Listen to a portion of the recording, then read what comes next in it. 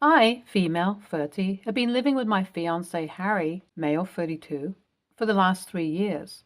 The house is in my name as I make more than Harry, and we decided it would be smart to just have my name on the mortgage. However, I am not controlling and do not consider it to be just my space. I love this man and know that I want to spend my life with him, so I've always taken his input on home layout, furniture, remodels, you name it. Besides, he contributes to utility payments and does a big chunk of chores too. However, I only have one ground rule. I'm not comfortable with people spending the night here while I'm gone. It's just a pet peeve of mine to come home and see stuff moved around, or something accidentally broken, or groceries used up. Honestly, this has never even been much of an issue between me and my fiance, as I am usually home and only ever leave for business trips once or twice a month. He often calls his friends over to crash when I'm here, or we have parties where a mix of people are there and some inevitably stay over. However, here's where things get a bit out of hand for me. Last month, I was supposed to be in Australia for 2 weeks for a conference, but it got cancelled due to logistical and licensing issues. Of course, I could have just spent time in Australia, but I was missing home and wanted to get back to Harry, so I decided that I would surprise him and show up at the house unannounced. I got back to LAX and got home and excitedly opened the front door. I had come back on a red-eye flight and I knew Harry would be sleeping. I wanted to go to the kitchen and make some breakfast to wake him up, but to my surprise, when I went into the room, I saw one of Harry's friends from college, Linda, already there. My mind immediately went to the worst case scenario, and I thought that he had been cheating on me. But Linda's reaction made me second guess that thought. She looked at me over a cup of coffee and smiled. "Oh, P, you're back early. I usually never get a chance to meet you when I stop by, but this is a change. How was the conference?" I was so dumbstruck. I replied with, it got cancelled, until I shook my head and asked, "Never mind that. What the frick are you doing here?" That's when I got the shock of my life. Linda replied, OP, I've been here loads of times. Harry said it was okay, and I even have an extra set of keys. Hell, it's not just me. I think Carl has a set too. I mean, if you know why.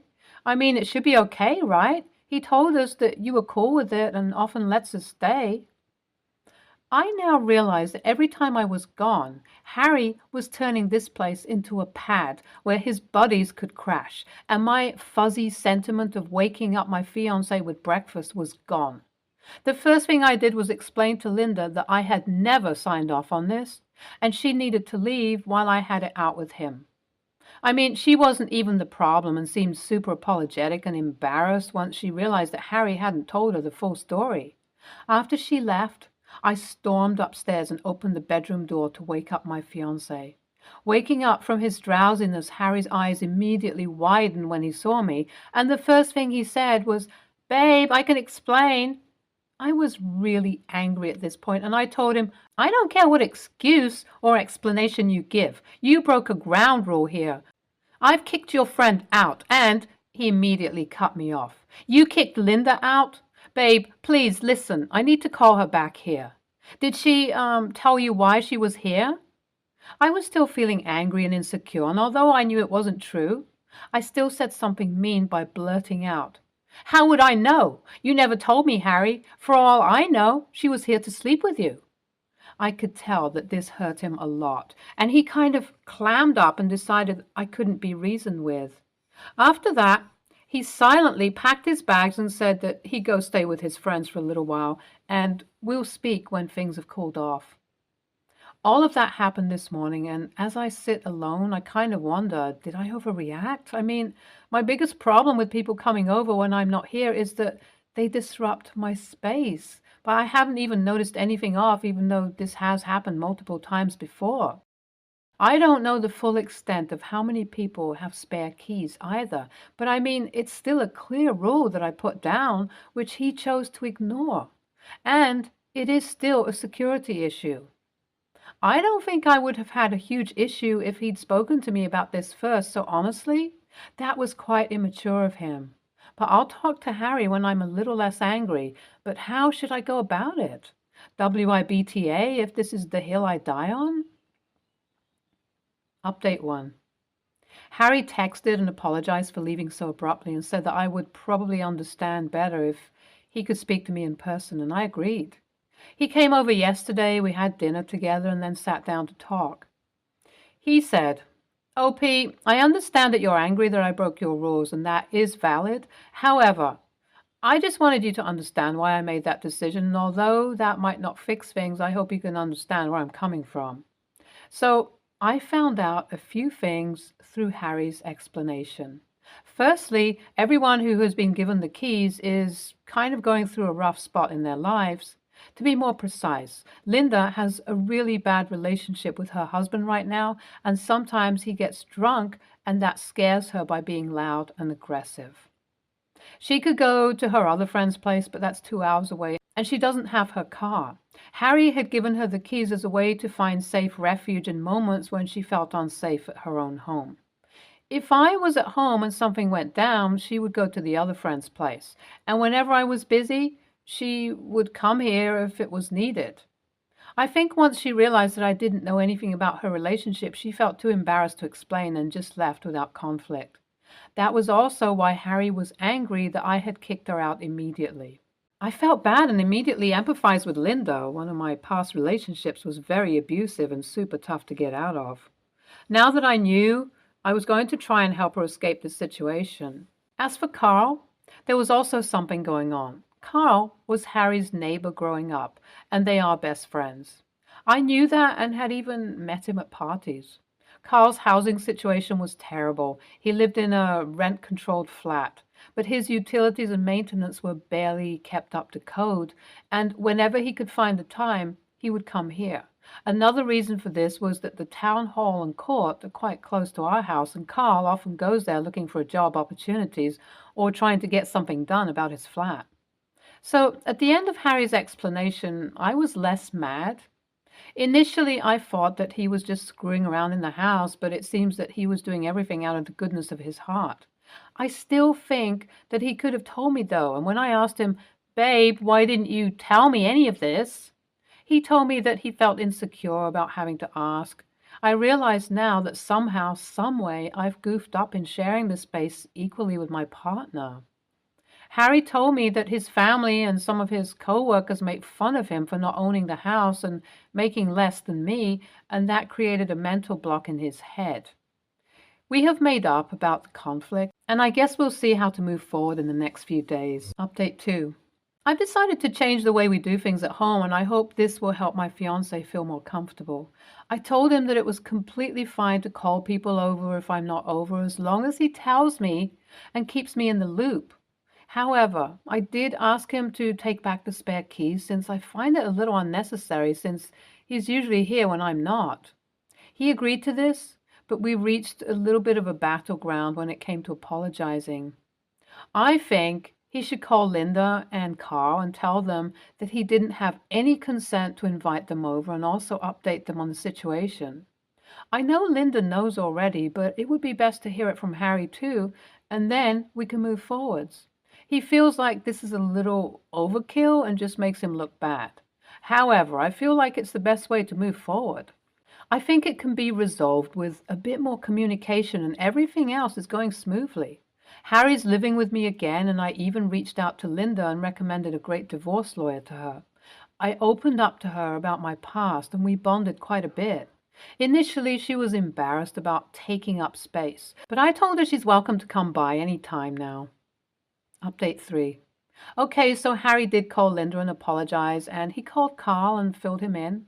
Carl laughed at the whole situation and told him that he got off lucky, much to Harry's amusement as well. Linda and I are quite close now, and I think that this experience has just made me realize that Harry deserves to know that he's equal in this setup. On his part, he's realized that he should have probably been a little more proactive with reaching out to me if he felt like a rule I had set needed to be changed, and he's promised to keep that in mind from now on. For everyone who said this was a red flag, I'd have to disagree. I know my man, and he did this out of the love he has for his friends. It's one of the reasons I love him. NAH, I get why you acted aggressively To be honest, I would too. But Harry probably had to deal with a lot of teasing and backhanded comments to be pushed to such a point. I think giving out the keys were his way of staking some kind of autonomy in your shared space. NTA. I think that Harry needs to be a little less finicky about talking to you. I mean, this whole issue seems avoidable. And even if you don't want to admit it, girl, he did create a whole lie against you and his friends. And I suggest you work out these kinks before your fiancé becomes your husband. Next story. I have 3 children: Amy, 23, female; Ben, 16, male; and Zoe, 11, female. Amy recently moved back in because our house is closer to her new job, and she also wanted to be closer to us. Amy brought her dog, Max, with her. Max is about 5 and a medium-sized spaniel mix for reference. I explained to Amy beforehand that I really didn't want pets because we don't have time for them, especially a dog. But Amy insisted that she would handle everything related to Max. So I allowed her to move in with Max. This dog has been disrupting our entire household since Amy brought it into the house. Max pisses or shits in the house at least every other day. I've caught Amy pretending not to notice the piss shit and trying to wait until someone else cleans it up. Whenever I text Amy that Max pissed shit in the house, she just texts back, LMAO, and acts as if it's funny. In the middle of the night, usually 3 to 4 a.m., and sometimes in the early morning, 5 to 6 a.m., Max will bark in the hallway outside our bedrooms non-stop until somebody opens their door. Amy would give him treats or play with him whenever he did this, so he still tries it. We've tried moving Max into a crate at night, but he barks non-stop until he's let out, even with a towel covering the crate. Earbuds also don't work. It's affecting all our sleep schedules, especially Zoe, because she has insomnia and struggles to fall back asleep even with melatonin. She's not getting enough sleep because of Max, and even her teacher reached out to me because it's affecting her focus in class. I've tried explaining this to Amy, and all she'll say is, classic Max, always wants a snack to play. Amy usually sleeps over at her boyfriend's house. She rarely experiences this and treats Max's behavior as if it's funny. The last straw is Max's newest behavior of barreling into people so that they fall down, drop their plates, and then Max can eat the food. Amy saw this firsthand and watched Zoe get hurt because of Max. Amy was playful with Max and again treated it as if it was funny. I told Amy that we needed to talk now.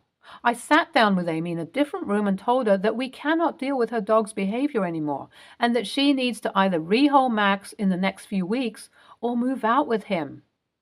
Amy and Max are currently staying with Amy's boyfriend.